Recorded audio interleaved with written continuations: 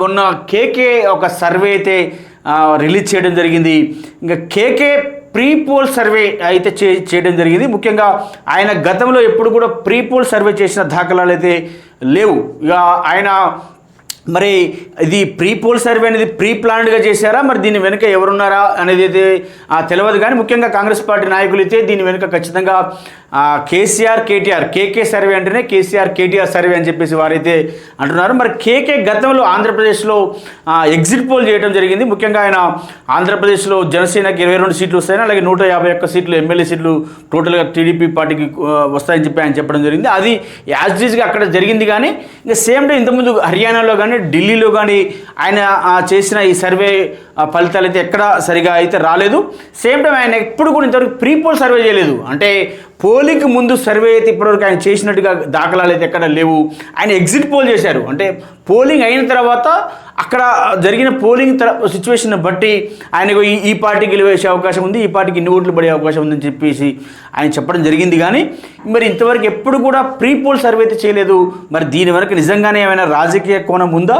ఒకవేళ ఉంటే అది ఏ విధంగా ఉంటుందనేది కూడా జూబ్లీహిల్స్ ప్రజలైతే ఆలోచించుకుంటున్నారు. ఇక ఇంకొక వైపు మరి ఈ ప్రీ పోల్ సర్వే అంటే ముఖ్యంగా ఈ కేకే సర్వే ఎఫెక్ట్ ఏ స్థాయిలో అక్కడ జూబ్లీహిల్స్లో పడుతుందనేది కూడా కాస్త అంటే అక్కడ రాజకీయ విశ్లేషకులు అయితే చెప్తున్నారు. దానికి సంబంధించి కాంగ్రెస్ పార్టీ నాయకులు అయితే ఈ సర్వే గురించి పెద్దగా ఎవరు పట్టించుకోరు.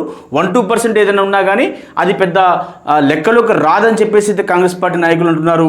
కానీ ఇటువైపు కేటీఆర్ మాత్రం ముఖ్యంగా ఈ బీఆర్ఎస్ పార్టీ నాయకులు మాత్రం ముఖ్యంగా వారు ఈ సర్వేని అంటే కేకే సర్వేని అయితే మీరు ప్రచార సభలలో చెప్తున్నారు. ముఖ్యంగా ఈసారి మెయిన్ సర్వే అయిన కేకే సర్వే వారే మన బీఆర్ఎస్ పార్టీకి అనుకూలంగా వారు తీర్పు ఇవ్వడం జరిగింది. అంటే బీఆర్ఎస్ పార్టీ అన్ని డివిజన్లలో కూడా ఎక్కువ మొత్తంలో మెజార్టీ స్థానాలు అన్ని డివిజన్లలో కూడా ముఖ్యంగా మెజార్టీ మన బీఆర్ఎస్ పార్టీకే ఉంది. ఖచ్చితంగా ఈసారి మాగంటి సునీత గెలిచే అవకాశం ఉందని చెప్పేసి వారైతే చెప్తున్నారు. చూడాలి మరి ఇది నవంబర్ 11వ తారీఖు వరకు మరి జూబ్లీహిల్స్ ఓటర్లు ప్రస్తుతానికైతే అన్ని రంగాల ఓటర్లు అయితే పూర్తి సైలెంట్గా ఉన్నారు.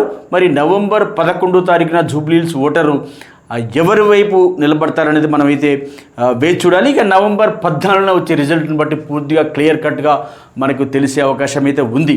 కానీ అప్పటి వరకు ఖర్చు విషయంలో మాత్రం భారీగా అన్ని రెండు పార్టీలు ముఖ్యంగా ఇటు బీఆర్ఎస్ అటు కాంగ్రెస్ పార్టీ అయితే భారీగా పెట్టే అవకాశం ఉంది. పెట్టే శక్తి వాళ్ళకు ఉంది, పెట్టే అవకాశం ఉంది. సేమ్ టైం అక్కడ ప్రజలు కూడా తీసుకోవడానికి రెడీగా ఉన్నారు. కాబట్టి ఇది 500 కోట్లకి 80% తగ్గే అవకాశం అయితే లేదు అని మరొకసారి బల్లా కొద్ది మనం కూడా చెప్పవచ్చు. అలాగే రాజకీయ విశ్లేషకులు కూడా చెప్తున్నారు. సేమ్ టైం మీరు కూడా జూబ్లీహిల్స్ ప్రజలారా మీరు కూడా అవకాశం ఉన్నంత వరకు ఎవరు ఎంత ఇచ్చినా తీసుకోండి. ఎందుకంటే మనకి ఈ రాజకీయ నాయకులు అనేవాళ్ళు ఇప్పుడే ఇస్తారు, తర్వాత ఇచ్చే అవకాశం ఉండదు. కాబట్టి తీసుకోండి, తప్పేం లేదు. వారు మన దగ్గర మనకు తెలియకుండానే 100 కోట్ల రూపాయలు అయితే తీసుకునే అవకాశం ఉంది. కాబట్టి మీకు వారు ఇస్తున్న ఏ పార్టీ వారు ఇచ్చినా కానీ హ్యాపీగా తీసుకోండి.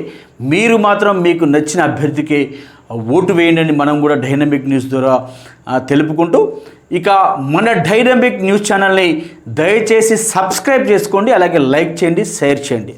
ధన్యవాదాలు. మీ డిఎన్ఆర్.